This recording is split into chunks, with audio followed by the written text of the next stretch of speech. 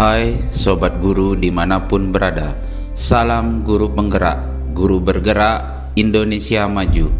Perkenalkan, saya Iputu Hendra Sanjaya, calon guru penggerak Angkatan 6 Kabupaten Jembrana.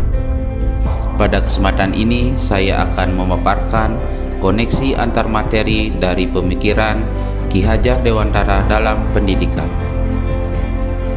Sebagaimana yang kita sudah kerjakan dalam LMS dengan alur merdeka, secara garis besar pemikiran Ki Hajar Dewantara dalam pendidikan dibagi menjadi 3, yaitu pertama, pendidikan yang menuntun, kedua, pendidikan yang berpusat pada anak, dan yang ketiga, yaitu tentang trilogi pendidikan.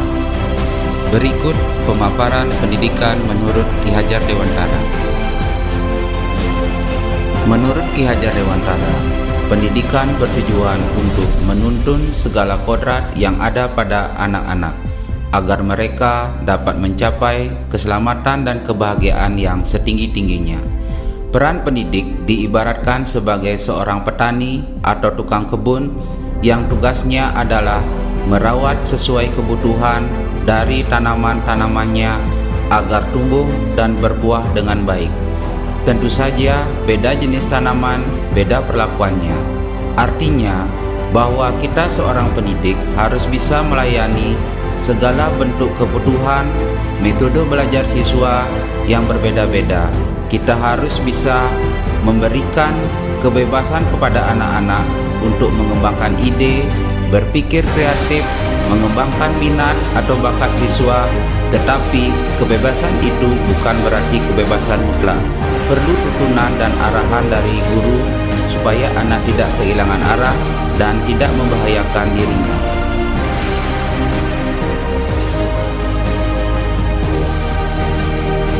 Pendidikan yang diterapkan haruslah berpusat pada murid atau menghamba pada sang anak.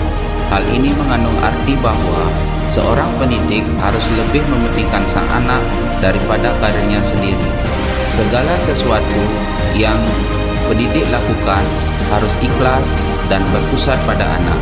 Pendidik dapat memfasilitasi berbagai karakter, minat, dan gaya belajar anak agar mereka merasa nyaman, senang dalam belajar, sehingga akan mampu tumbuh secara optimal segala potensi yang dimilikinya.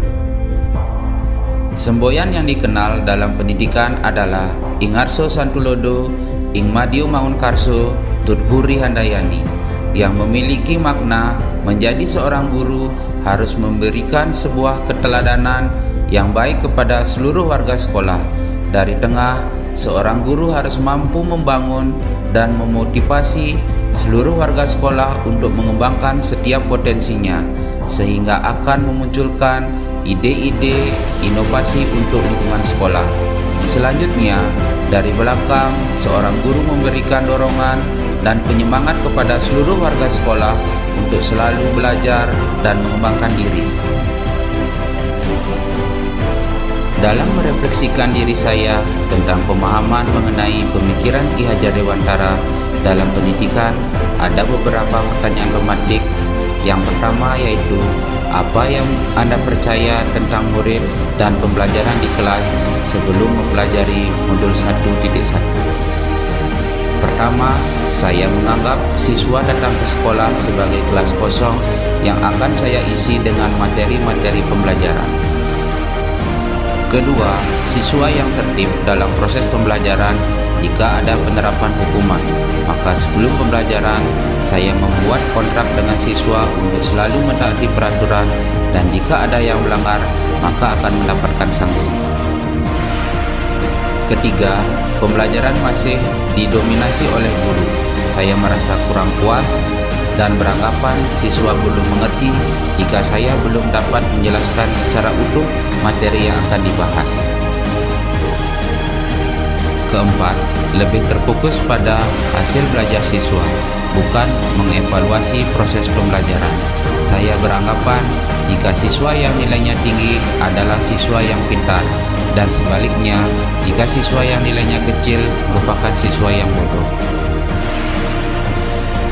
Kelima, lebih terfokus pada penuntasan kurikulum. agar nanti siswa pada saat penilaian akhir semester maupun penilaian akhir tahun memperoleh nilai yang maksimal dari semua muatan materi yang terdapat di dalam kurikulum. Selanjutnya, apa yang berubah dari pemikiran atau perilaku saya setelah mempelajari modul 1.1? Yang pertama, saya menganggap siswa datang ke sekolah tidak seperti gelas kosong, melainkan setiap anak yang sudah memiliki potensi dan bakatnya masing-masing yang harus dikembangkan secara optimal oleh kita sebagai pendidik. Kedua, pembelajaran yang berpusat kepada siswa. Peran guru dalam proses pembelajaran adalah sebagai fasilitator.